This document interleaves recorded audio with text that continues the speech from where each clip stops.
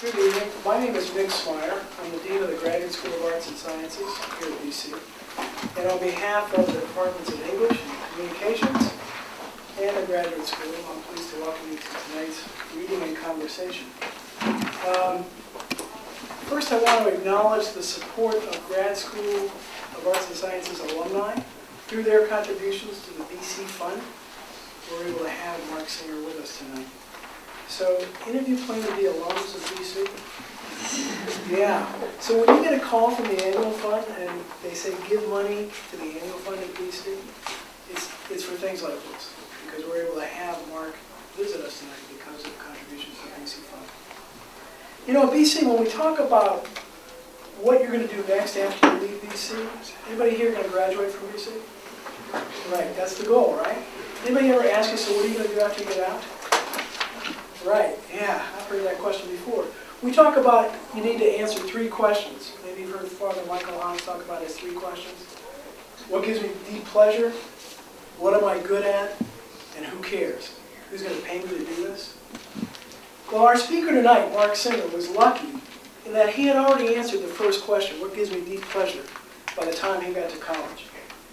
Growing up in Tulsa, Oklahoma, and attending Edison High School where he was, Mr. Edison, he arrived at Yale already knowing he liked to listen to people's stories and tell those stories to a wider audience. He learned what he was good at while he was at Yale, where he majored in English and learned how to write. In fact, his senior essay was on Norman Mailer. It was so good that when he gave it to Norman Mailer, Mailer was very impressed but warned him, I can't even get my stuff published. You'll never get this published. He then worked for 2 years at the Yale Alumni Magazine, and in 1974 joined the New Yorker as a staff writer. Now, you could say he's kind of stuck in a rut, because he's been at the New Yorker for 30 years plus. But during that time, he's had a lot of different assignments at the New Yorker. First, I think, writing Talk of the Town pieces, profiles, and USA Journal. But in many ways, I think Mark's approach is captured in one of his profiles that's in his recent collection, Character Studies, which will be available for sale and signature after the reading. Mark was writing about a New Yorker writer, another New Yorker writer, Joe Mitchell. And in his description, he talked about Joe. Mitchell, and Mark's description of Mitchell applies to himself, except that Mitchell focused on New York, and Mark focuses on the world. Well, maybe the U.S., but I think the world more broadly. Mitchell accepted New York City and its citizens as he found them. Even when he witnessed human spectacles that saddened or disgusted him, he maintained a compulsive curiosity and an evergreen sense of wonder. His preferred reporting subjects, he once explained, were visionaries, obsessives, imposters, fanatics, lost souls, the Indus near street preachers, old gypsy kings and old gypsy queens, and out freak show freaks. Without playing dumb, Mitchell had a country fellow's deadly ability to sniff out pretentiousness 3 avenues away. And he possessed extraordinary courtesy and patience as a listener, an aptitude nurtured during a childhood spent among folk who never tired of telling stories about themselves. His reward was that, to the end of his life, people wanted to talk to him. And that's true about Mark Singer. We're fortunate to have a writer of his stature here at BC tonight. Please join me in welcoming my good friend, Mark Singer. Thank you, Mick. I hope this will be a conversation. We have until 8:30, and I promise you'll get out the door at 8:30. I'm going to read, and then we'll talk. I don't want to go into. I'd rather hear your questions than sit here and just sort of bore you with. I'm not sure what I would say. I have been doing sort of the same thing in a sense for the last 3 decades since I arrived in New York. As Mick mentioned, I grew up in Oklahoma, and I didn't ever intend to live in New York City, and I discovered when I got there that one of the great pleasures of being a reporter was obviously learning this very unusual place, but also the specific way that people spoke, literally their diction, their syntax was what I was trying very carefully to pay attention to. Dialogue mattered to me a lot.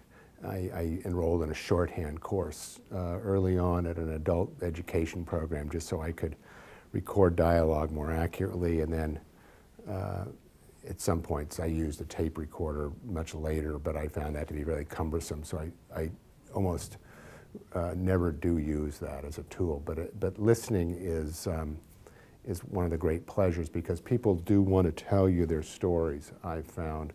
I'm going to read, starting off, a story from a piece. It's a profile of a man named Ricky Jay. I don't know if any of you are interested in magic, but Ricky Jay is a great sleight of hand artist, and he's many other things. He's an actor, and you might have seen him in a number of, particularly films of David Mamet.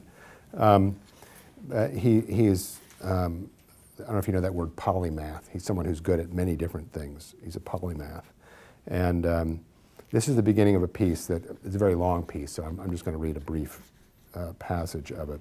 But it gives an idea of what it was like for me to be in the presence of this person. And if any of you are interested in this kind of writing, thinking that journalism or nonfiction writing of this sort is something that you want to do yourselves, it might suggest to you sort of the very specific way in which I, as a reporter or any observer, participant, looks at details, and we can talk about that if you have more questions. This is a piece called The Secrets of the Magus. The playwright David Mamet and the theater director Gregory Mosher affirmed that some years ago, late one night in the bar of the Ritz-Carlton Hotel in Chicago, this happened. Ricky Jay, who is perhaps the most gifted sleight of hand artist alive, was performing magic with a deck of cards. Also present was a friend of Mamet and Mosher's named Christ Nogalish, the director of food and beverage at the hotel. After 20 minutes of disbelief-suspending manipulation, Jay spread the deck face up on the bar counter, face up, and asked Nogalish to concentrate on a specific card but not to reveal it. Jay then assembled the deck face down, shuffled, cut it into two piles, and asked Nogalish to point to one of the piles and name his card. 3 of clubs, Nogalish said, and he was then instructed to turn over the top card. He turned over the 3 of clubs. Mosher, in what could be interpreted as a passive-aggressive act, quietly announced, "Ricky, you know, I also concentrated on a card." After an interval of silence, Jay said, "Well, that's very interesting, Gregory, but I only do this for one person at a time." Mosher persisted, "Well, Ricky, I really was thinking of a card." Jay paused, frowned, stared at Mosher, and said, "This is a distinct change of procedure." A longer pause. "All right, what was the card?" 2 of spades. Jay nodded and gestured toward the other pile, and Mosher turned over its top card, the deuce of spades. A small riot ensued. Deborah Barron, a screenwriter in Los Angeles, where Jay lives, once invited him to a New Year's Eve dinner party at her home. About a dozen other people attended. Well past midnight, everyone gathered around a coffee table as Jay, at Barron's request, did close-up card magic. When he had performed several dazzling illusions and seemed ready to retire, a guest named Mort said, "Come on, Ricky, why don't you do something truly amazing?" Barron recalls that at that moment, the look in Ricky's eyes was like, "Mort, you have just fucked with the wrong person." Jay told Mort to name a card, any card. Mort said, the 3 of hearts. After shuffling, Jay gripped the deck in the palm of his right hand and sprang it, cascading all 52 bottles so that they traveled the length of the table and pelted an open wine bottle. "Okay, Mort, what was your card again?" The 3 of hearts. "Look inside the bottle." Mort discovered, curled inside the neck, the 3 of hearts. The party broke up immediately. One morning last December, a few days before Christmas, Jay came to see me in my office. He wore a dark gray suit and a black shirt that was open at the collar. and the colors seemed to match his mood. The most uplifting magic, Jay believes, has a spontaneous improvisational vigor. Nevertheless, because he happened to be in New York, we had made a date to get together, and I, invoking a journalistic imperative, had specifically requested that he come to my office and do some magic while I took notes. He hemmed and hawed and then reluctantly consented. Though I had no idea what was in store, I anticipated being completely fooled. At that point, I had known Jay for 2 years, during which we had discussed his theories of magic, his relationships with and opinions of other practitioners of the art, his rigid opposition to public revelations of the techniques of magic, and his relentless passion for collecting rare books and manuscripts, art, and other artifacts connected to the history of magic, gambling, unusual entertainments, and frauds and confidence games. He has a skeptically friendly, mildly ironic conversational manner and a droll, filigreed prose style. Jay's collection functions as a working research library. He is the author of dozens of scholarly articles and also of 2 diverting and richly informative books, Cards as Weapons and Learned Pigs and Fireproof Women.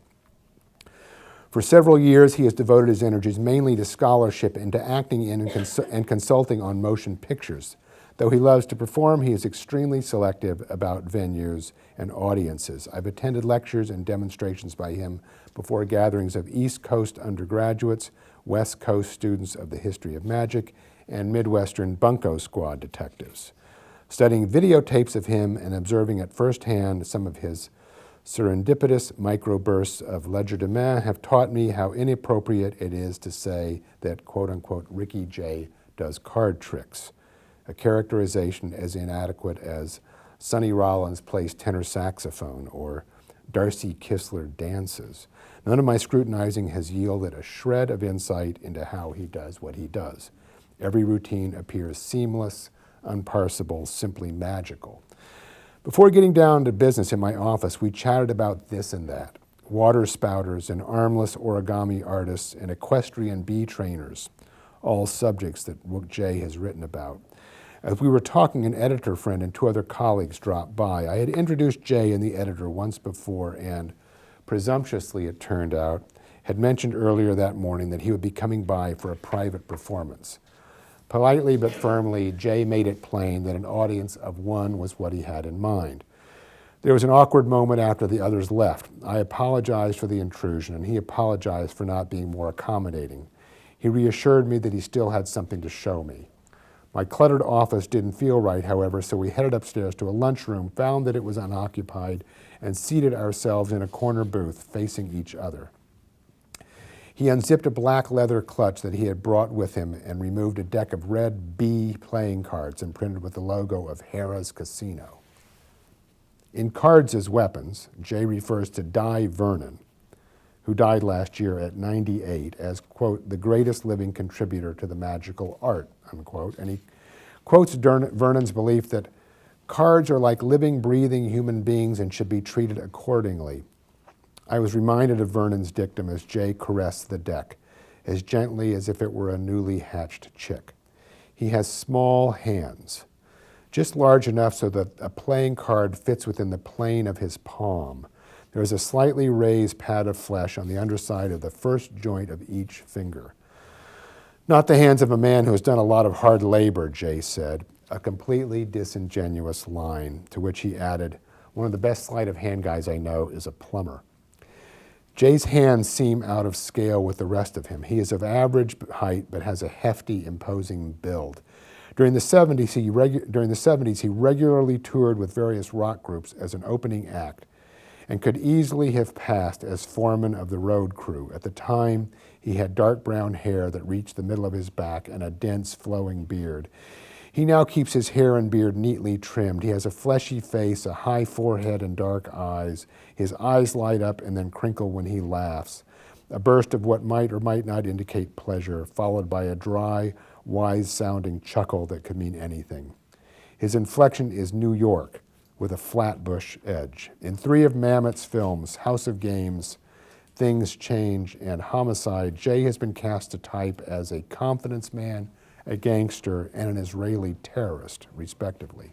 In one scene of the play within a play of House of Games, he he portrays a menacing professional gambler.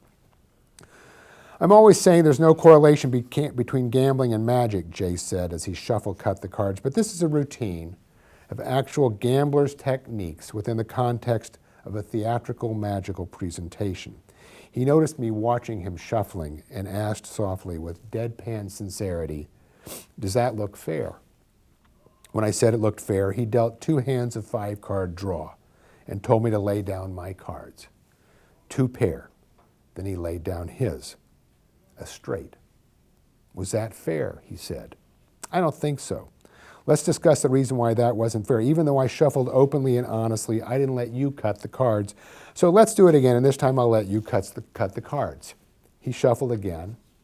I cut the cards. He dealt, and this time I had 3 tens. Ready to turn them over?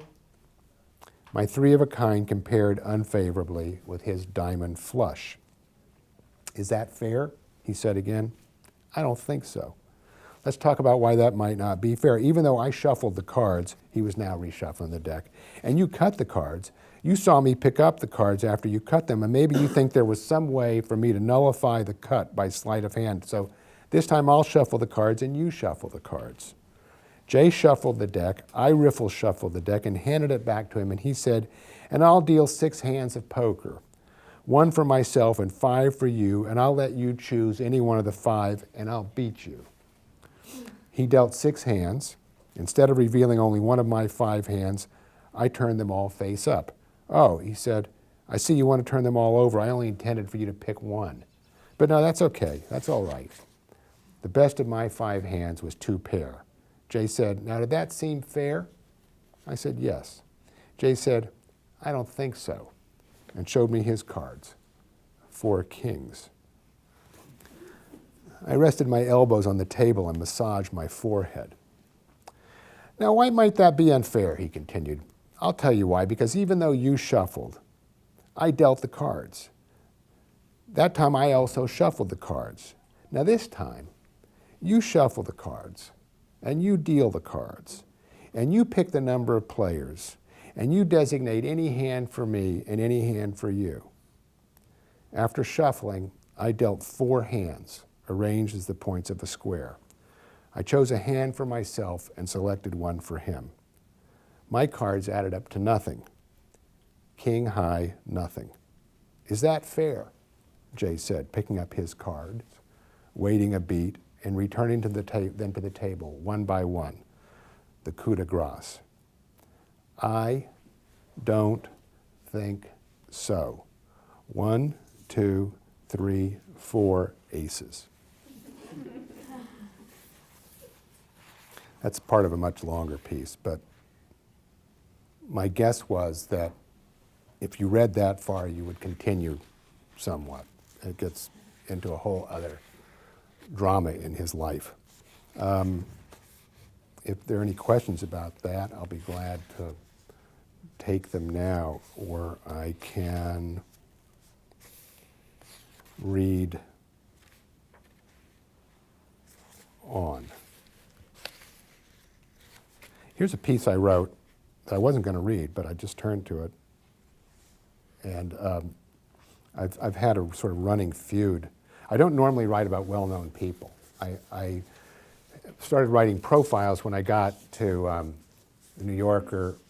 I wrote these stories around town, talk of the town pieces, short reporting pieces, about 800-word, 1,000-word pieces that I did usually not quite every week, one of those. And then I started trying to write longer biographical profile pieces. The Ricky Jay piece is one such piece. And these are pieces that take me months to do. And in the case of Ricky, I did spend almost 2 years. I wasn't doing only that, I assure you, but I waited for the story to develop because there was an actual narrative of something that was going on in his life that I was trying to tell.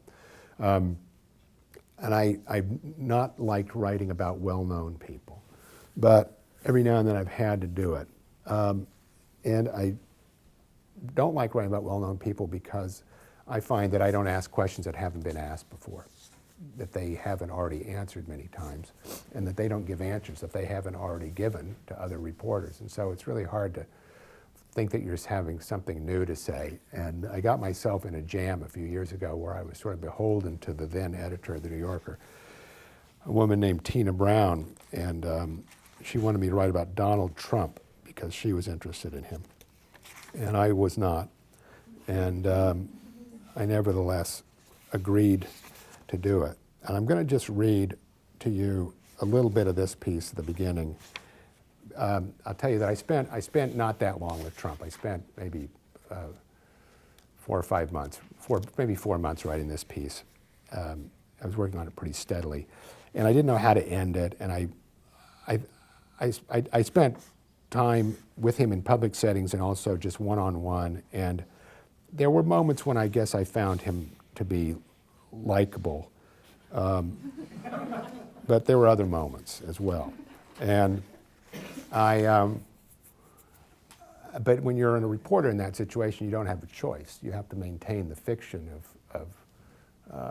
well, you have to be cordial, you have to be polite because you want to get the story, so there's something in it for me. And with Trump, there's always something in it for him because he's always trying to manipulate the press. He used to say to me things like, he would often say to me, "Off the record, but you could use it." And I never to this day have known what that meant, other than that he expected me to be his tool. And so I was writing this piece about him, and I got to the point where I had to send the piece in. I didn't have an ending for the piece, and I faxed it. It was before I could send things by email. I faxed it at night, on a weeknight. I don't know if any of you are from New York, but there's an all-news radio station there. There might be one in Boston too, but I had a clock radio by my bed, and I just to fax a piece, I got in bed, pressed the snooze whatever button on my radio to hear the headlines, and there was the top of the news. Donald Trump was getting divorced from Marla Maples, and I had been with him for months, and I completely missed that part of the story. And I've been with her too. In fact, I was once with him down in Florida, and we were watching a boxing match together. And let's see if I can find that passage. Yeah. I was down in Florida. I'll describe this. I'll read this part. This is about a trip to Florida that I took with him. This is kind of funny. In a 1990 Playboy interview, Trump said that the yacht, the glitzy casinos, the gleaming bronze of Trump Tower were all props for the show, adding that the show is Trump and it has sold out performances everywhere. In 1985, the show moved to Palm Beach. For $10 million, Trump bought Mar-a-Lago, a 118-room Hispano-Moorish Venetian castle built in the 1920s by Marjorie Merriweather Post and E.F. Hutton, set on 17.5 acres extending from the ocean to Lake Worth. Ever since, his meticulous restoration and literal regilding of the property have been a work in progress.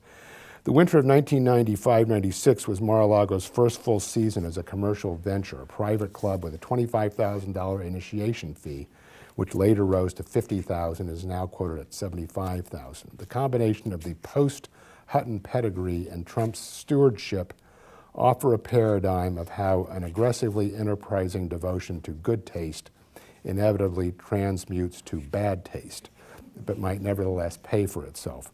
Only Trump and certain of his minions know who among Mar-a-Lago's more than 300 listed members has actually forked over initiation fees and who's paid how much for the privilege. Across the years, there have been routine leaks by a mysterious unnamed spokesman within the Trump organization to the effect that this or that member of the British royal family was planning to buy a pied-à-terre in Trump Tower. It therefore came as no surprise when, during early recruiting efforts at Mar-a-Lago, Trump announced that the Prince and Princess of Wales, this was when Prince Charles and Lady Diana were married, but not on very good terms, the Prince and Princess of Wales, their mutual antipathy notwithstanding, had signed up. Was there any documentation? Well, Chuck and I were honorary members. Among the other honorary members who have yet to pass through Mar-a-Lago's portals are Henry Kissinger and Elizabeth Taylor. The most direct but not exactly most serene way to travel to Mar-a-Lago, I discovered one weekend not long ago, is aboard Trump's 727, the same aircraft he gave up during his little brush with bankruptcy, never mind that, and after an almost decent interval bought back. My fellow passengers included and I named the passengers, and they included Trump's 13-year-old son at the time, Eric. The solid gold fixtures and hardware, seat belts, seat belt clasp, door hinges, screws, well-stocked bar and larder, queen-size bed, and bidet, thoughtfully outfitted with a leather-cushioned cover in case of sudden turbulence, implied hedonistic possibilities. The plane often ferried high rollers to Atlantic City, but I witnessed only good, clean fun. We hadn't been airborne long when Trump decided to watch a movie. He brought along Michael, a recent release, but 20 minutes after popping it into the VCR, he got bored and switched to an old favorite, a Jean-Claude Van Damme slugfest called Bloodsport, which he pronounced an incredible, fantastic movie. By assigning to his son the task of fast-forwarding through all the plot exposition, Trump's goal being to, quote, to get this 2-hour movie down to 45 minutes, he eliminated any lulls between the nose hammering, kidney tenderizing, and shin whacking. When a beefy bad guy who was about to squish a normal-sized good guy received a crippling blow to the scrotum, I laughed. Admit it, you're laughing, Trump shouted. You want to write that Donald Trump was loving this ridiculous Jean-Claude Van Damme movie, but are you willing to put in there that you were loving it too? Well, yes, I was. A small convoy of limousines greeted us on the runway in Palm Beach, and during the 10-minute ride to Mar-a-Lago, Trump waxed enthusiastic about a spectacular, world-class golf course that he was planning to build on county-owned land directly opposite the airport. Trump, by the way, is a skilled golfer. A source extremely close to him, by which I mean off the record, but I can use it, told me that Claude Harmon, a former winner of the Masters tournament and for 33 years the club pro at Winged Foot in Mamaroneck, New York, once described Donald as, quote, the best weekend player he'd ever seen. The only formal event on Trump's agenda had already gotten underway. Annually, the publisher of Forbes invites 11 corporate potentates to Florida, where they spend a couple of days aboard the company yacht, the Highlander, and during the day adroitly palpate each other's brains and size up each other's short games. A supplementary group of capital gains tax skeptics had been invited to a Friday night banquet in the Mar-a-Lago ballroom. Trump arrived between the roast. See, a phrase like, you run out of ways to say rich people. So that's where I come up with things like a supplementary group of capital gains tax skeptics. That's probably reaching too far, but I was in trouble, I guess. Trump arrived between the roast duck appetizer and the roasted portobello mushroom salad and took his seat next to Malcolm S.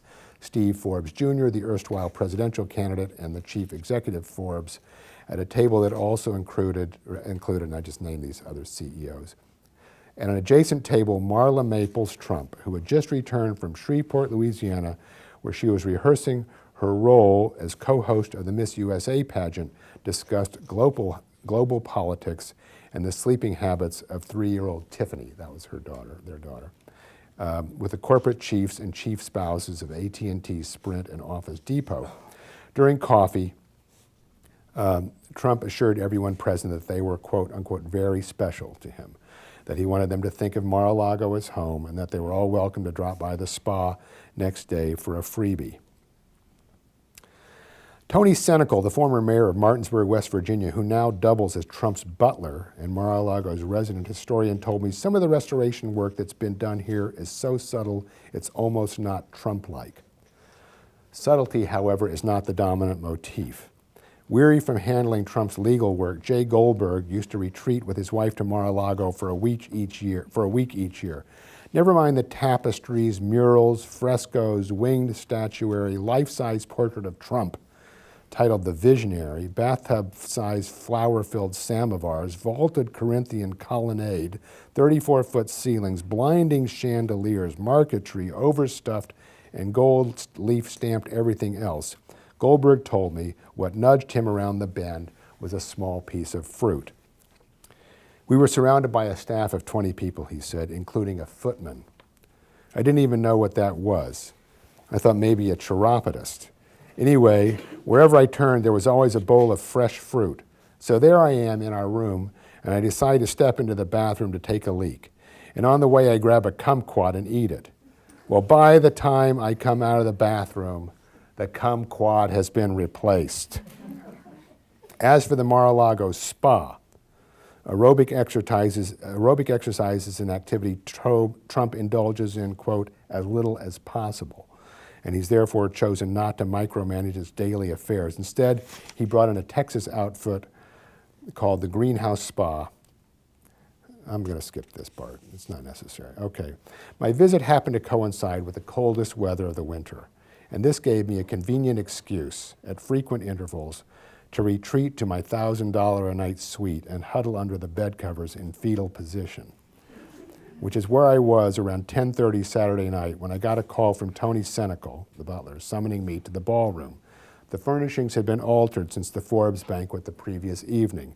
Now there was just a row of armchairs in the center of the room and a couple of low tables, an arrangement that meant Donald and Marla were getting ready for a late-night dinner in front of the TV. They had already been out to a movie, and Eric and Tiffany and some friends with Eric and Tiffany and some friends and bodyguards, and now a theater-sized screen had descended from the ceiling so they could watch a pay-per-view telecast of a junior welterweight boxing match between Oscar de la Hoya and Miguel Angel Gonzalez. Marla was eating something green, while Donald had ordered his favorite, meatloaf and mashed potatoes. We have a chef who makes the greatest meatloaf in the world, he said. It's so great I told him to put it on the menu, so whenever we have it, half the people order it, but then afterward, if you ask them what they ate, they always deny it. Trump is not only a boxing fan, but an occasional promoter, and big bouts are regularly staged at his hotels in Atlantic City. Whenever he shows up in person, he drops by to wish the fighters good luck beforehand and is always accorded a warm welcome, with the exception of a chilly reception not long ago from the idiosyncratic Polish headbutter and rabbit puncher Andrew Galota. This was just before Galota went out and pounded Riddick Bowe into retirement, only to get himself disqualified for a series of low blows that would have been perfectly legal in blood sport. Galota's a killer, Trump said admiringly. A stone-cold killer. When I asked Marla how she felt about boxing, she said, I enjoy it a lot, just as long as nobody gets hurt. So I published this piece in 1997, and Trump didn't care for it. And he published his own, he wrote a letter complaining to our editor, but didn't challenge me on the facts. He took exception to the very end of the piece because he had this taxonomy of luxury that I referred to early in the piece, which was there were three categories of things, real estate that he sold: luxury, super luxury, and super luxury. And so at the end of the piece, after he's moved. He's getting divorced. I went to see him. I didn't have a closing for the piece. I heard he was getting divorced on the radio. I called him up the next day and said I had to come talk to him. And so I went in and I talked to him, and that's where the opening of the piece came. And he didn't like the lead sentence either, which began this way. One morning last week, Donald Trump, who under routine circumstances tolerates publicity no more grudgingly than an infant tolerates a few daily feedings, sat in his office on the 26th floor of the Trump Tower, his mood rather subdued. So that probably didn't get the ball rolling in the right direction. And then I was trying to figure out if he had an interior life, is the best way I can think of it. And I came to the conclusion that he might not. And so I was talking to him, and at the end of the piece, I don't want to go into all the details, but I just described him where he was going to live. And he was telling me that he had this one apartment in Trump Tower. It was the greatest apartment in the world. But then in another apartment, he took me, I went up to see that apartment, and it was the greatest apartment in the world, and the living room was the greatest room in it, until he took me to another room in the apartment. And he said it was actually better. So it was like super luxury, super luxury, super luxury, super luxury. And then there's the greatest room in the world, and then there's another room that's greater than that. And then I was asking him where he was going to live, if he was going to live in the Trump Tower apartment. And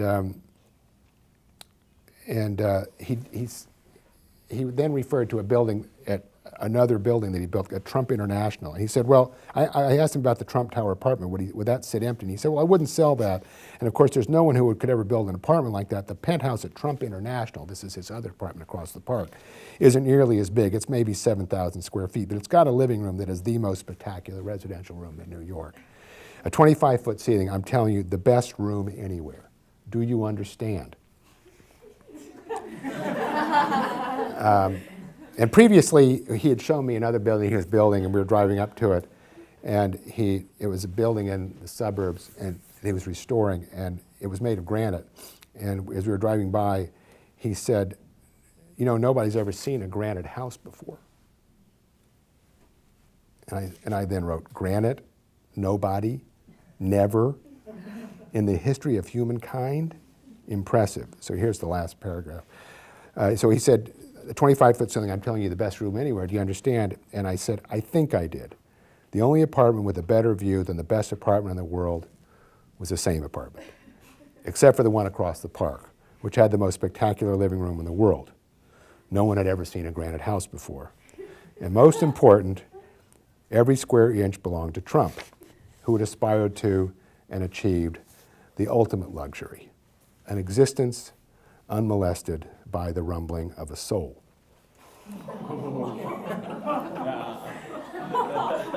Trump, a fellow with universal recognition, but with a suspicion that an interior life was an intolerable inconvenience, a creature everywhere and nowhere, uniquely capable of inhabiting it all at once, all alone.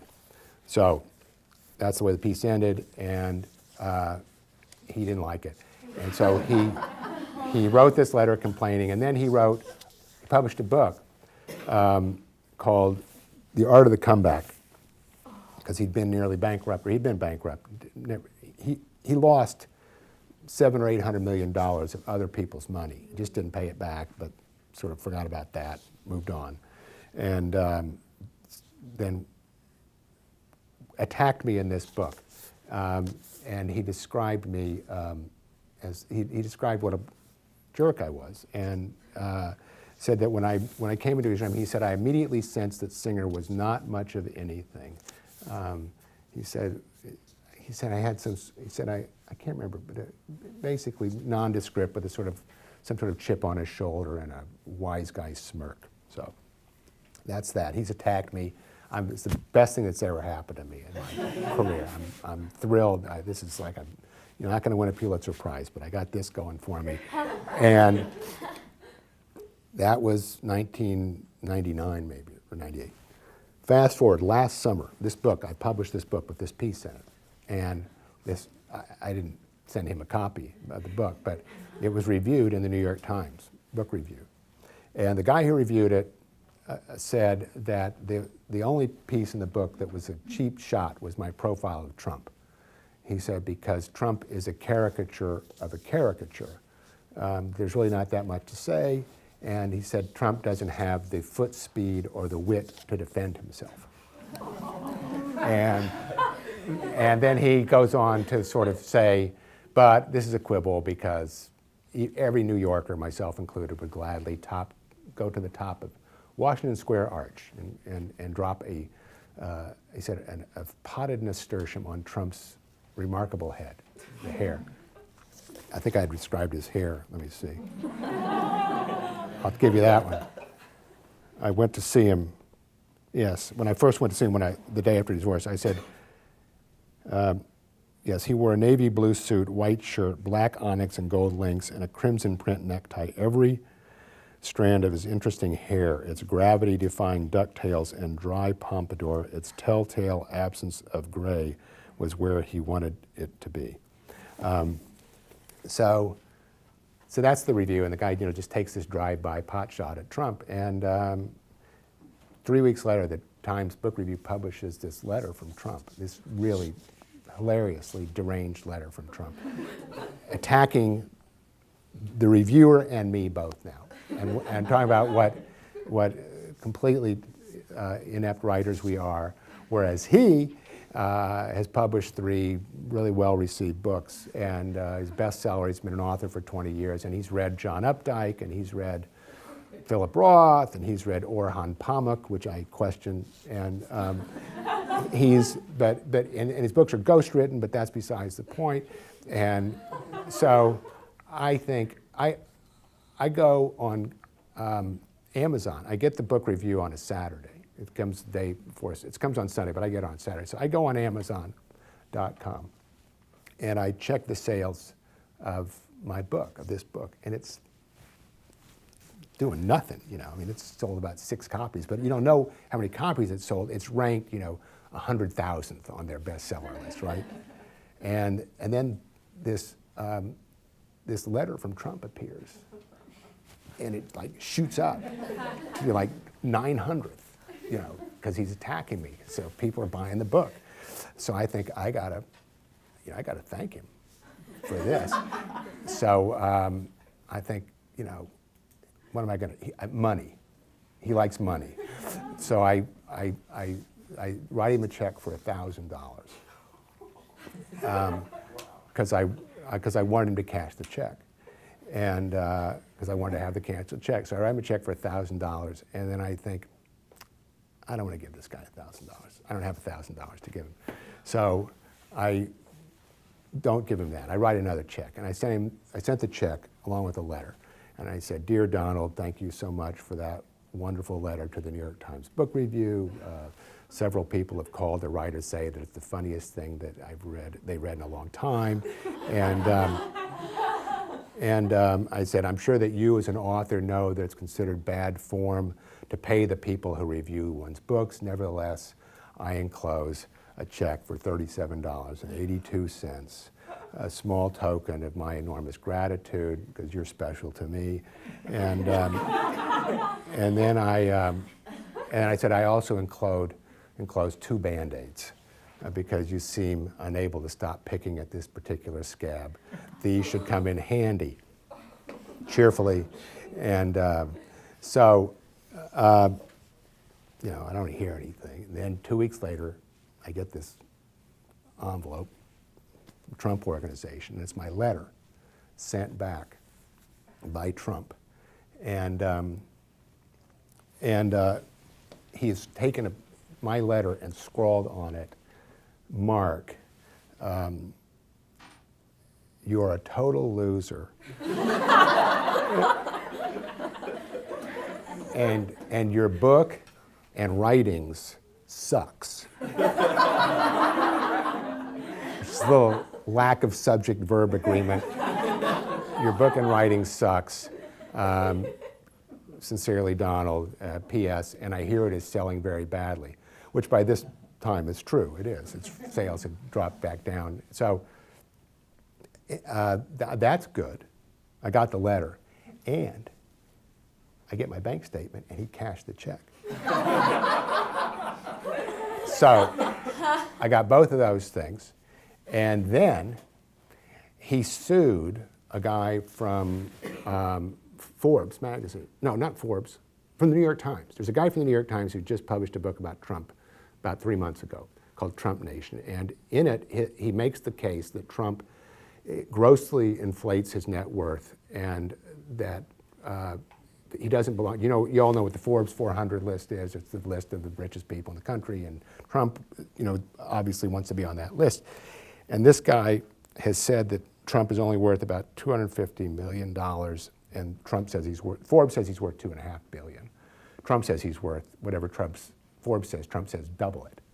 So Trump says he's worth $4.5 billion. So he sues this reporter from the New York Times for $5 billion because the guy lowballed his net worth and damaged his reputation. So I've been sitting on this letter and this check all this time without knowing what to do with it.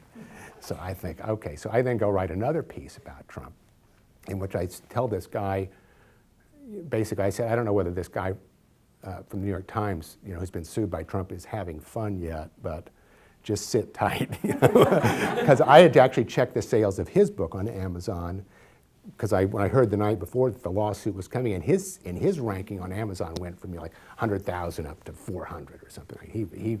Trump really helped him out by suing. So I told the whole story of happened between me and Trump and him cashing my check, and then said, but you know, sales are bad, so you know, please sue me.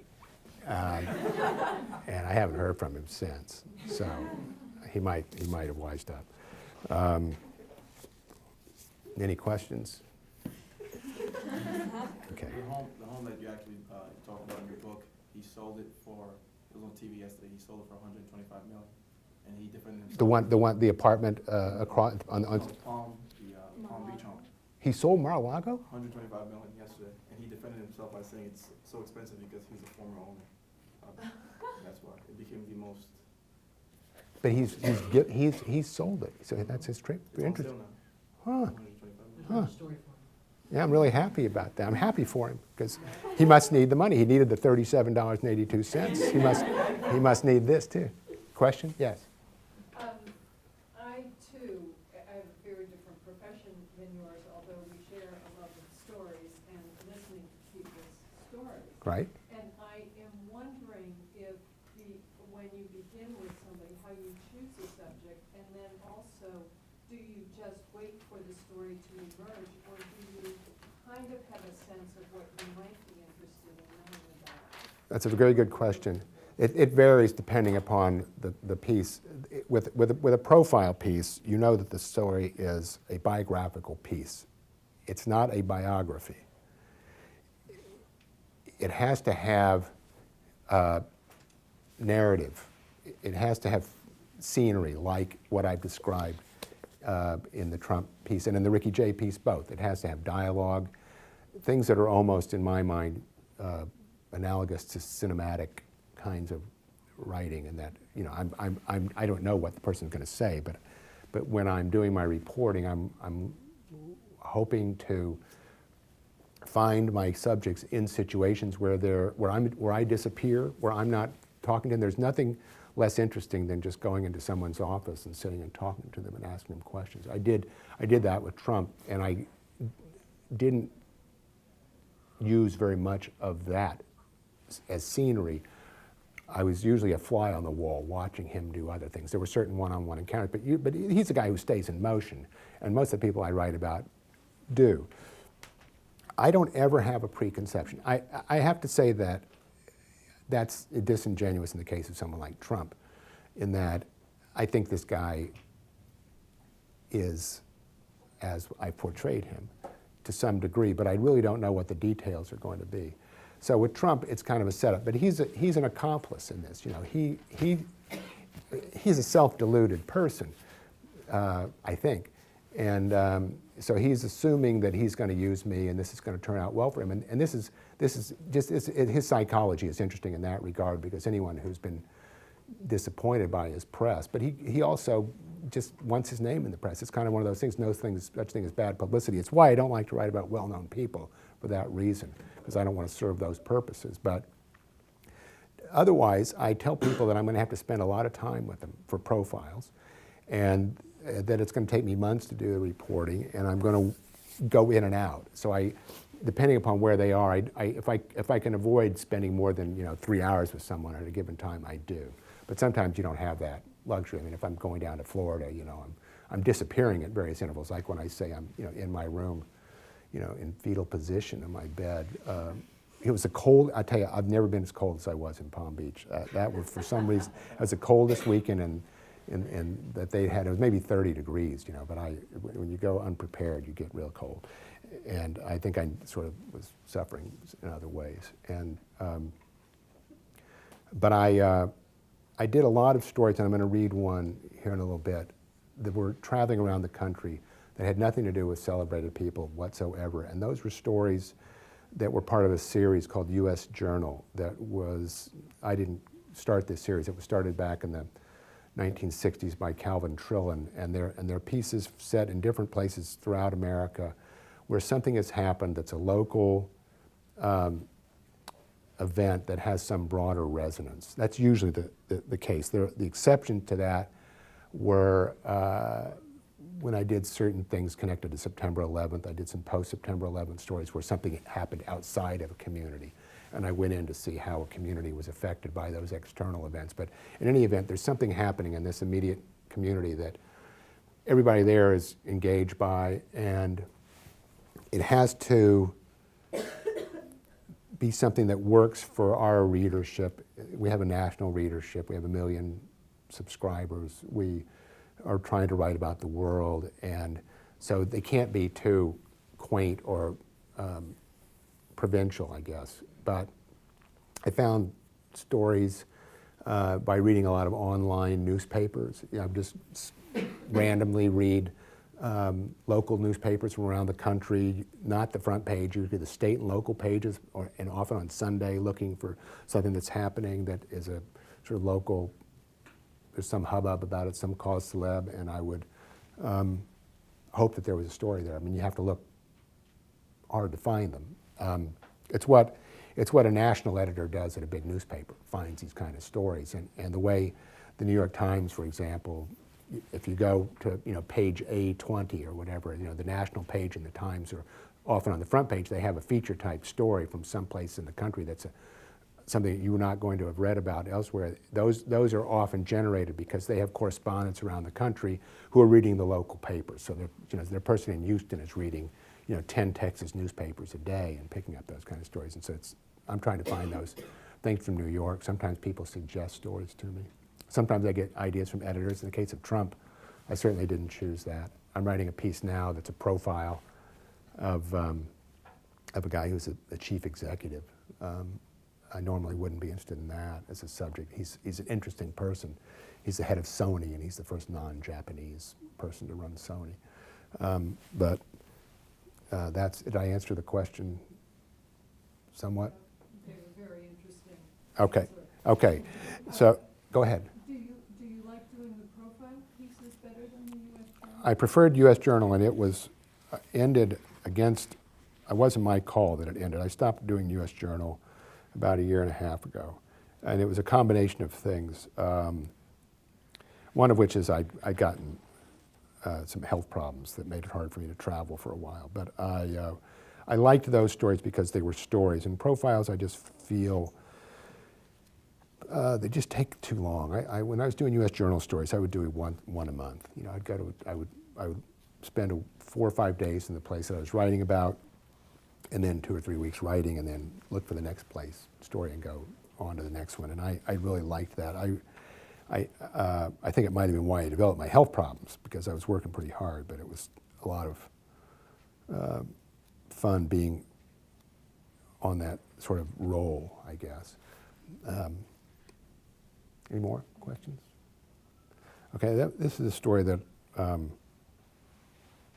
is actually set in Massachusetts, in the western part of Massachusetts. It's a U.S. Journal story, and it's something that I heard about because a story had appeared in a local newspaper in the Berkshires, the Berkshire Eagle, I think, or one of the local papers in Lee, Massachusetts. This is set in. Did any of you know Lee, out in near Tanglewood in the Berkshires? Someone who I know who had a weekend house there saw this story in the local paper and told me about it, and the Berkshire Record. And so I went out there in January of 2001. So this is a dateline, February 2001. It's called Last Night at the Diner. On the surface, there was nothing mysterious about Joe's Diner. It was a diner owned by a guy named Joe Sorrentino. All day long, people came in and sat down at the counter, or if the stools were occupied, at one of 4 tables. You ordered, the food was delivered. While you ate, you chatted with Joe or his sons or the grill cook or the waitresses or the dishwasher or your neighbors, or if you didn't feel like talking, no one bothered you. The jukebox played, you asked for the check, you paid, never very much, no credit cards, and you vacated your seat knowing that it would soon be filled. If you'd come in happy, you tended to leave happier. If you'd come in unhappy, you might very well leave unhappy, but it wouldn't be Joe's fault. Nobody left hungry. It was Joe's fault, though that seems an odd way of putting it, that everyone in Lee, Massachusetts took him for granted. Starting in 1955, he stayed open round the clock, except for major holidays and a 16-hour interval every Sunday, from 3 a.m. to 7 p.m. After 33 years of that, he cut back, closing all day Sunday and at 6:30 Saturday evening. Still, 6 mornings a week, the place was opened at 5:30, and Monday through Friday, closing time was midnight. Workers at the paper mills, Lee had 6 in 1955, and 5 continue to operate, could get breakfast before the 7 a.m. to 3 p.m. shift or dinner after the 3 to 11. Actually, you could order breakfast any time of day, and if you felt like Salisbury steak, potatoes, gravy, and cauliflower at sunrise, that was okay too. The litany of Joe's daily specials: Monday, roast beef; Tuesday, meatloaf, roast turkey, chicken breast; Wednesday, roast pork, spare ribs, stuffed peppers; Thursday, corned beef and cabbage; Friday, fish, fried chicken, veal cutlets; Saturday, baked ham was as familiar as a rosary. Presumably, people in Lee, if pressed, would have conceded the possibility that Joe might someday decide he'd had enough. But what was the advantage of dwelling on a thought like that? You could say that the whole town was in a state of denial. Or perhaps they'd all been lulled into a blissful tortellini soup-induced inertia. Who could blame them? At the margins of plausibility, yes, one could contemplate a modified Joe-less Joe's Diner. But it was a soft landing scenario in which Joe's sons Mike and Frank took over. Paul and Alice still worked at the grill. Jackie and Evelyn and Margaret still waitressed. Dottie washed dishes. The menu and the prices didn't change. And a couple of times a day, Joe, in his emeritus capacity, would drop by for a bite or a cup of coffee. It was when you tried conjuring a Lee that was Joe's Dinerless, period, that you strayed into the realm of the truly unthinkable. Residents of the postcard-perfect towns and villages of New England have had to defend their landscapes not only against the garden-variety American strip mall virus, but also against the risk of getting strangled by their own quaint charms. At some point, broadly speaking, this would have been after the Industrial Revolution and before the invention of the Walkman, the Berkshire Hills of western Massachusetts became a fair-weather destination for urban and suburban New Yorkers whose collective urge to get away from it all spawned in towns like Stockbridge and Lenox, and especially on the roads leading to Tanglewood and Jacob's Pillow, the chronic traffic jams that give cultural uplift a bad name. Somehow Lee, a blue-collar, heart of the Berkshires town without pretensions, was less afflicted with these annoyances. One thing Lee had going for it was Joe's Diner. And in a sense, Joe's Diner was Lee. Without too much of a stretch, you could even say that the diner was America. In 1958, what became a famous Norman Rockwell image, a friendly cop and a would-be runaway boy, a hobo's bindle at his feet, eyeing each other from adjacent stools at the counter of a diner with the counterman looking on, illustrated the cover of the Saturday Evening Post. Rockwell, who lived in Stockbridge and was an occasional customer, had composed the drawing with Joe's Diner in mind. Ever since, first-time visitors had been coming in, arranging themselves on those same stools and asking Joe to pose for photographs. There were citizens of Lee, diner regulars who adjusted their eating schedules or ordered takeout meals during the summer when the line on the sidewalk outside Joe's was a common sight. But inside, a foamy egalitarianism prevailed, the tourists and the locals mixing as smoothly as a banana shake. Everyone felt legitimately entitled to feel proprietary about Joe's, which is to say that if the cloud of calamity that hovered over the diner early last month, when the rarely deployed "Sorry, we're closed" sign was hung in the front window and stayed there, had materialized in July instead of January, the sense of desolation that pervaded Lee might very well have triggered a mental health crisis as far away as the Upper West Side of Manhattan. Nobody felt worse about this turn of events than Joe did. He'd spent his entire life in Lee and he had an unblinking sense of civic duty.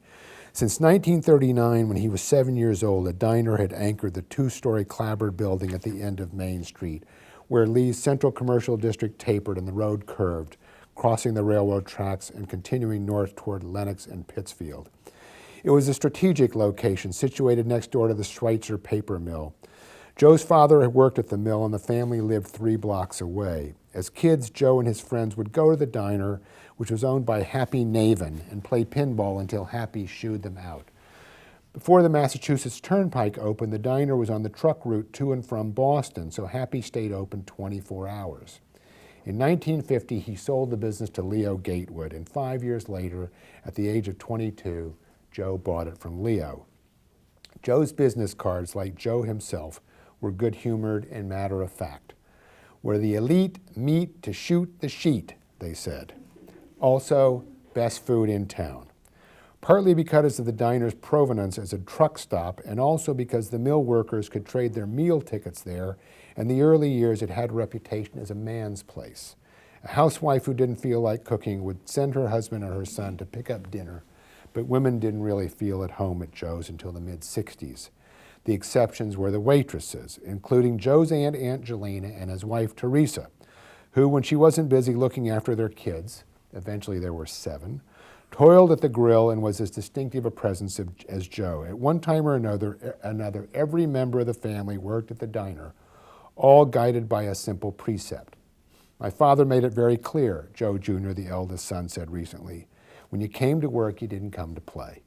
You didn't come to talk on the phone or eat lunch or have breakfast. You came to work. Because if you didn't work, he had to work even harder.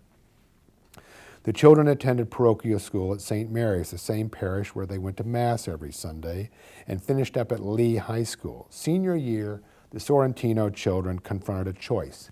Joe would foot the bill for college, or they could have the cash. The oldest and only girl, Debbie, opted for college, as did the 3 youngest boys, Robert, Sam, and Pete. In 1977, Joe Jr. and Mike graduated from Lee High and began putting in 80-hour weeks at the diner, and 3 years later, Frank joined them. In time, Joe Jr. began moonlighting at a hobby shop he'd opened 100 yards from the diner, and 10 years ago, he decided to make that his sole occupation. During the mid-90s, a publicly subsidized, smartly un-yuppified facelift of downtown Lee took place. New street lights, sidewalks with brick borders, storefront upgrades. While Joe happily accepted a grant that helped pay for new clapboards on one side of the building and new windows on the second floor, everyone knew better than to tamper with the diner's cedar and red brick facade or the illuminated Pepsi sign above the entrance, and the interior, of course, was absolutely untouchable. The gray and black checkerboard linoleum tile floor, masonite walls, including one festooned with snapshots of happy eaters, many wearing Joe's Diner sweatshirts and T-shirts in faraway places, Indonesia, Australia, China, Russia, Bulgaria, Antarctica. Brown plastic laminated tables, orange and yellow molded plastic chairs, red vinyl-capped swivel stools, counter with creamy swirl pattern Formica veneer, crucifix hanging over the thermostat beneath the menu board, hamburger $1, cheeseburger $1.25, sausage grinder $2.50, Tums, Juicy Fruit, Lifesavers, Roytan cigars, and Red Man chewing tobacco on the shelves next to the cash register. Photograph of Joe with Mitzi Gaynor and Johnny Ray, taken in his pre-diner days when he was an Army cook stationed in California, and a Hollywood cameraman uncle invited him on the set of There's No Business Like Show Business.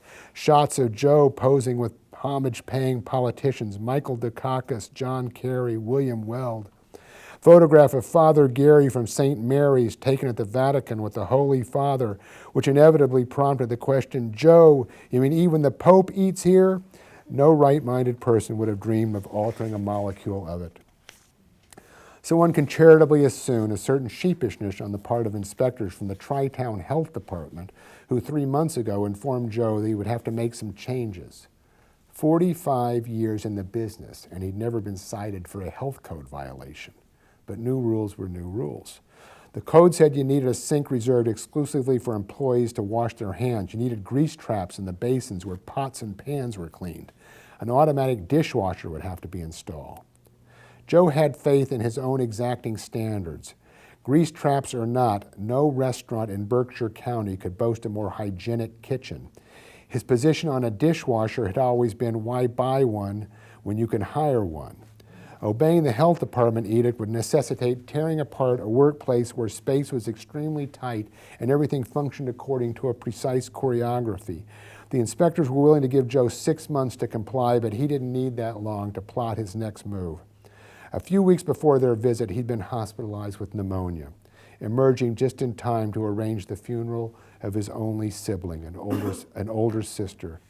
He no longer had the stamina to be on his feet 14 hours a day. His knees were killing him, and his blood sugar level wasn't where it belonged. He recalled his honeymoon in 1956, when he and Teresa drove to New York City in a fire engine red Chevy convertible, spent 3 nights at the Taft Hotel and another 3 in Atlantic City, and returned to Lee at 6 o'clock on a Saturday evening, an hour before he went to work at the diner. They took their next vacation, a week-long Caribbean cruise, 29 years later. The time had arrived for yet another of the permanent variety. Joe offered the business to Mike and Frank, but they too had had enough. The idea of a fresh start appealed to Mike. He was 41, with a wife and 4 children of whom he saw too little, and he wanted to get into real estate. For years, Frank, who was also married, had done maintenance work on the diner building, which had 4 commercial tenants, and had acquired several other customers around town. Now he could turn that into a full-fledged enterprise and make his own hours. The news that Joe's Diner was for sale appeared in the Berkshire Eagle, a daily paper published in Pittsfield in early November. Television and radio stations in Boston and Albany picked it up, and the phone started ringing. Considering the value of the name alone, Joe's $100,000 asking price seemed as cheap as his menu prices. "We make friends, not money," he liked to say whenever customers marveled that he charged only $6 or $7 for a full dinner. The first serious buyer to show up was a nurse from Pittsfield named Ramona Hamilton. Though she had no experience running a restaurant, much less running a diner a la Joe, she had a sister and a brother who planned to get involved, plus lots of friends who wanted to help out, so he agreed to sell it to her. For 5 weeks, Ramona observed Joe and the staff in action. During that time, she didn't do much cooking, but Joe described his preparation method step by step, and she wrote it all down.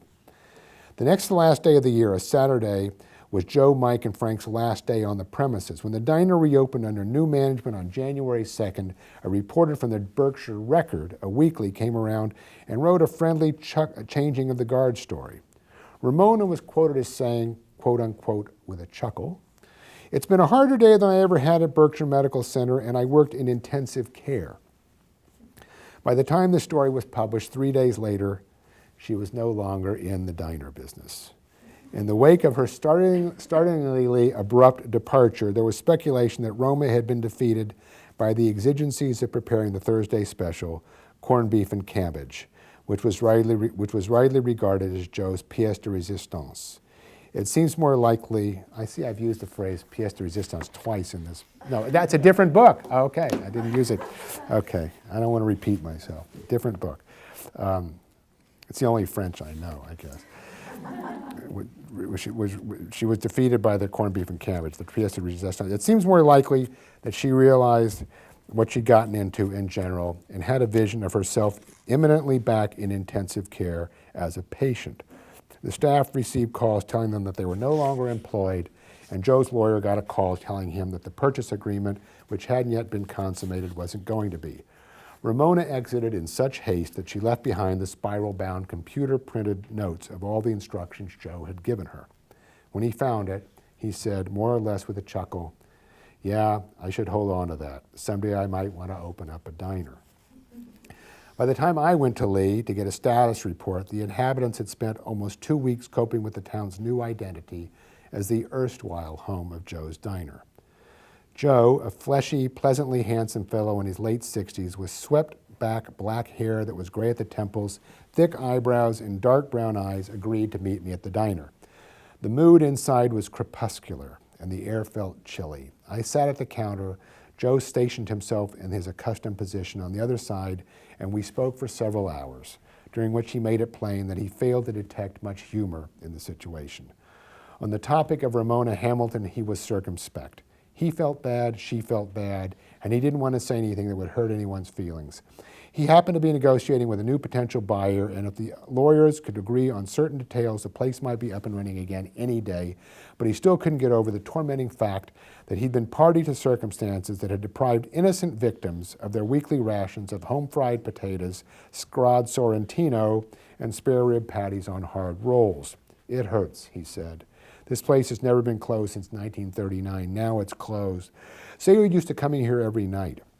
Now you got to find another place. You do that and you're going there for 2 or 3 weeks. You hear that Joe's sold his place, but you don't know who the new owners are, and you're happy with your new place, so you wind up staying there. The import of his remarks, the notion that 45 years' worth of accumulated goodwill could disappear in a matter of days, struck me as highly unlikely.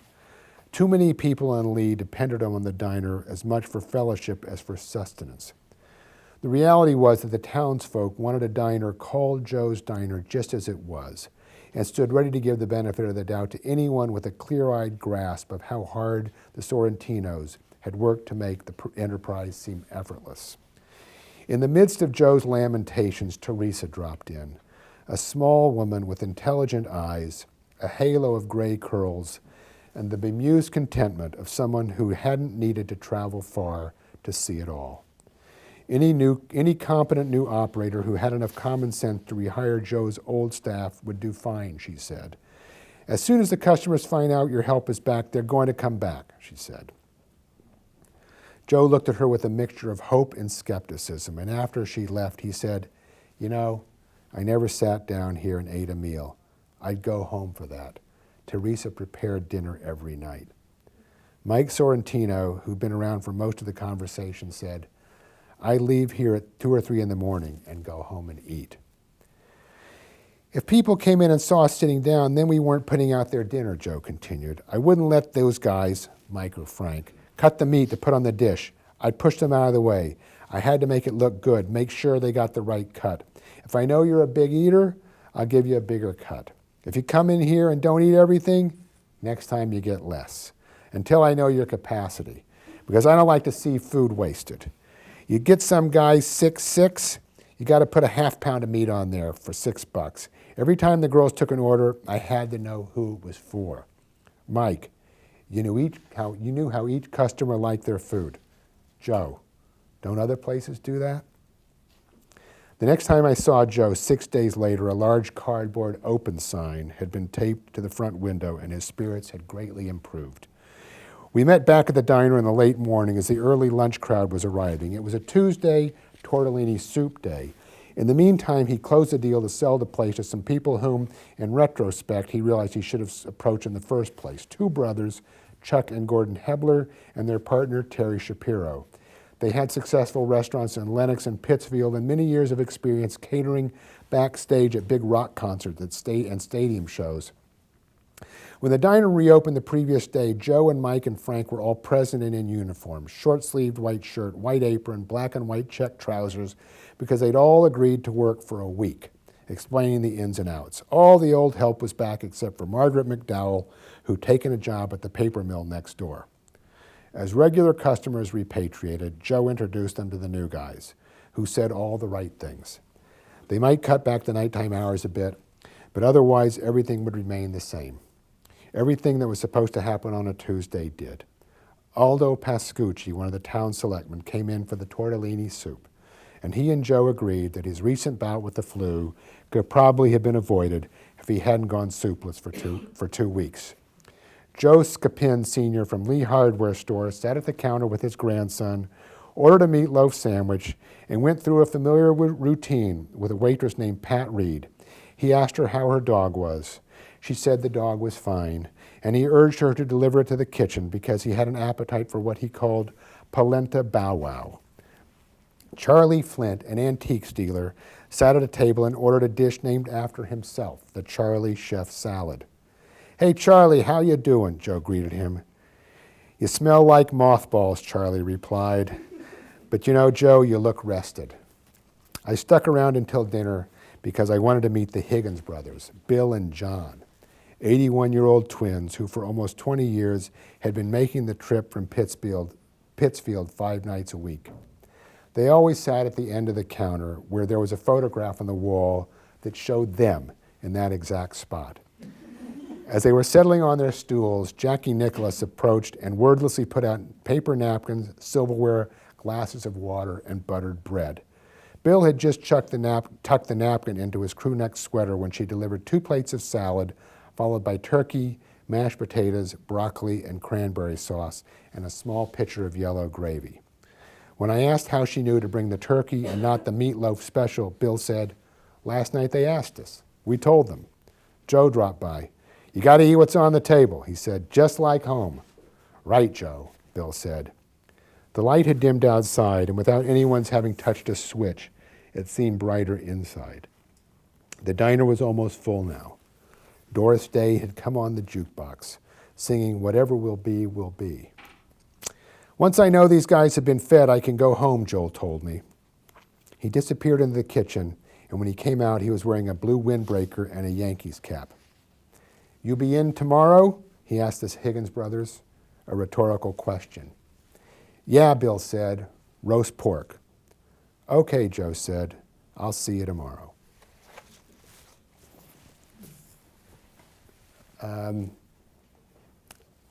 I got more pleasure writing that piece than I did writing about Donald Trump, for reasons that I hope are evident. I've read enough, I think. Your questions? Yes. Does it bother or annoy you at all that, you know, the Trump piece got all this attention, and they focused on the New York Times Review and Right. letters from him and stuff like that, and follow-ups, but you really enjoy the other stuff and Yeah. feel like it's real? Does it bother me? No, because this is satisfying work. And I don't, I do care what readers think, but I don't care inordinately. And I ended up doing this series of pieces. It was a kind of a dream come true. When I was in college, I had grown up in Oklahoma, and I was my parents subscribed to the New Yorker, but I never read it. I never looked at it that I can recall, so I didn't know anything about it. And they had some friends that they'd met on a vacation, and these people came to visit us in Tulsa, and they brought their son, who was a couple years older than I was, and he was reading a book by Calvin Trillin, a New Yorker writer, and it was a book called U.S. Journal. It was a series of pieces, these kinds of pieces. And I read that book, and that was a revelation to me, that you could go around the country as a reporter and write these kinds of stories. And at that point in my life, I was going to go to law school. And I actually applied to law schools and made the lowest score in the history of law boards. So I needed a fallback. And so I went to work as a writer. And I ended up then going to the New Yorker and ended up with this beat. So that was just such a meaningful journey for me to be able to do, and I didn't start writing these pieces until the year 2000, so, which is when I turned 50. So to do something at the age of 50 that I sort of fantasized about when I was 20 meant a lot. I was sorry that I wasn't able to continue doing these pieces, but I'd rather write stories. And if they get read, you hear about it somewhat, but you're really writing for yourself. I mean, you know, it's a luxury to be able to do this for a job. But I used to have a fantasy that when I turned 65, I would take my computer and throw it off a bridge, you know. But I really don't ever want to stop. So if I can write them, that's its own reward in a way. It sounds like you chose English literature instead of journalism as an undergrad major. There wasn't a journalism major. I majored in English just because that was. So I'm curious, when you got into nonfiction, and did you choose it or did it choose you? That's a very good question. That's a wonderful question. I never thought of that question. Did I choose it or did it choose me? I took a writing class my senior year. If any of you are in writing classes here, you might have come across a book called On Writing Well by a man named William Zinsser. And it is about to be published in its, I don't know, 5th edition. There are 1 million copies of it in print. It's a wonderful book about writing for anyone, whether you're a professional or a layman or whatever. And it is the distillation of a course that he was teaching in the 1970s, and I happen to be a student of his. So with that as my introduction to a kind of nonfiction writing that was basically magazine writing. I started reading certain writers, and he introduced me, Mick read at the beginning from a piece about Joseph Mitchell. That was a writer who I read. And a lot of these writers did turn out to be people who had written for the New Yorker, which was a home for a certain kind of long narrative reporting. And I never would have survived on a newspaper. So this form of writing that now is given various labels, it's called narrative nonfiction, literary journalism, creative nonfiction, whatever. I just found my way into intuitively, but also because something happened that presented it to me in a classroom. But I did have an affinity for it, and I read a lot of Tom Wolfe. I was graduating when this thing, the new journalism, was happening. I don't know if any of you, some of you know this term, some of you don't, but the new journalism was a school of writing that developed during the 1960s and 70s. That its hallmark was that the reporter, the narrator, was a reporter, was writing nonfiction, but was placing himself at the center of the story much more than any newspaper would typically tolerate.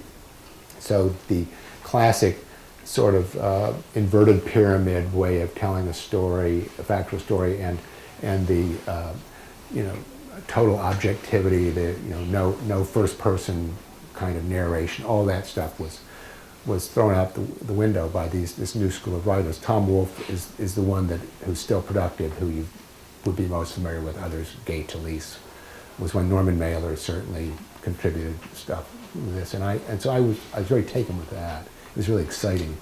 Rolling Stone published a lot of that stuff. Esquire magazine at that point published a lot of that kind of stuff, and it was it's something that's proliferated now. I think it turns up in a lot of different places, but not in quite the same form. To use the first person, to put yourself in any of these stories, you can see that I do put myself in these stories, but it's something that you have to do, I think, really judiciously, because it's not about me. At a certain point, when you find your voice, which I did do, at a certain point, find my voice as a writer, I knew that there was a way in which I could appear tangentially, rarely more than that, but that the reader could have an easier time hearing my voice if I would sort of, glancingly show up. So, and sometimes you just don't have, it just makes narrative sense to do that. You're directing traffic kind of for the reader by being in the story. I could talk about technique all day long if anybody has questions about that. But yes. What advice would you have for students like us, I guess, who are interested in pursuing the kind of journalism or profiles or any journalism for that fact? What advice would I have? The first advice is, the first three rules of this are read, read, and read. You cannot do this just because you think you want to do it if you haven't given yourself a foundation of reading this. And I mean, there are lots of books, there are lots of anthologies of this kind of journalism. There are certain magazines. I mean, the New Yorker's not the only one, but that certainly is a place where you can find some of this. And because that's the only way you're going to really develop your own powers of discrimination about how you tell a story, about what you're even interested in. Having said that, if you can get a job as a newspaper reporter, that's great. I wouldn't know what to do about getting a job myself today. And I have, children that are roughly your age, and I am delighted to think that they'll find something to do, that they can do, that they want to do. Small town newspapers, there's that theory that if you want to be in this kind of, like, you go to a small town and you work your way up there. I don't know if that's the best way. I don't know if you go, I always said, go to Buckingham Palace and clean the toilets. I mean, go take the lowliest job at the best publication that you can find. And how that happens, I mean, you might have to be the editor of the newspaper here and go to journalism school to get a job as a copy boy at the Boston Globe. I don't know. But I think that you have to not undersell yourself and don't be afraid. Don't be afraid is the other thing. In all these situations, you know, whether I'm talking to, you know, Joe Sorrentino or Donald Trump, they're all the same to me. I'm not in awe of anyone. I mean, I'm in awe of certain people who do certain noble things, but I'm talking about on a one-on-one, a professional situation. I'm not intimidated by the subject, and that's preparation. I read a lot before I go in to talk to someone. I don't go in with a lot of questions necessarily, but I go in knowing a lot because you have to be prepared. So a lot of this is just work. I'm not an imaginative person. I'm a worker.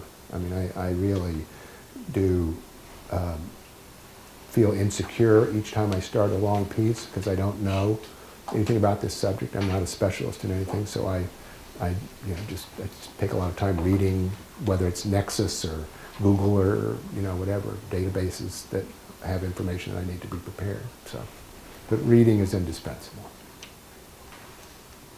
So I saw a hand over here somewhere. Yes? You do a great job of painting the scene. How much of that happens on site via note taking, or you take photographs, or? I don't take photographs. I take notes, and a lot.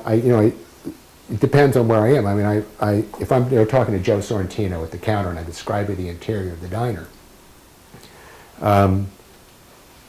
you know, we're having a conversation. I actually take a laptop. The most useful course I ever took in school, maybe the writing course I described, but maybe it probably was typing.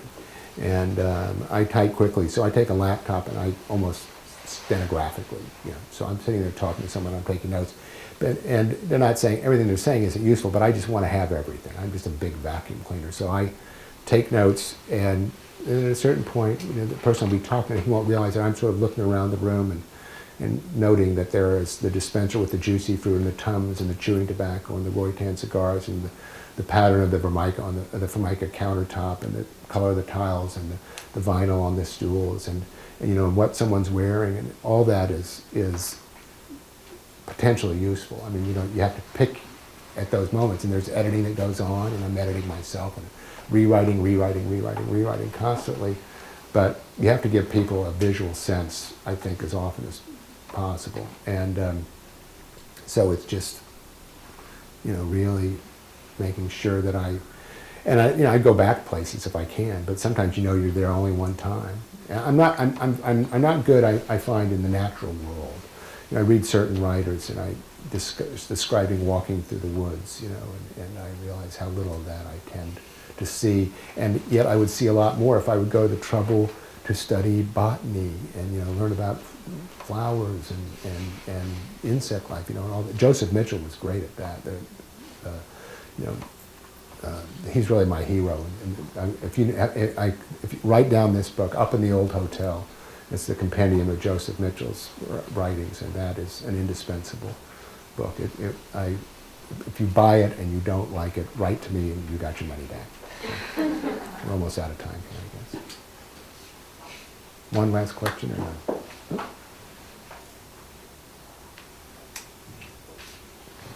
Please join me in thanking Mark for being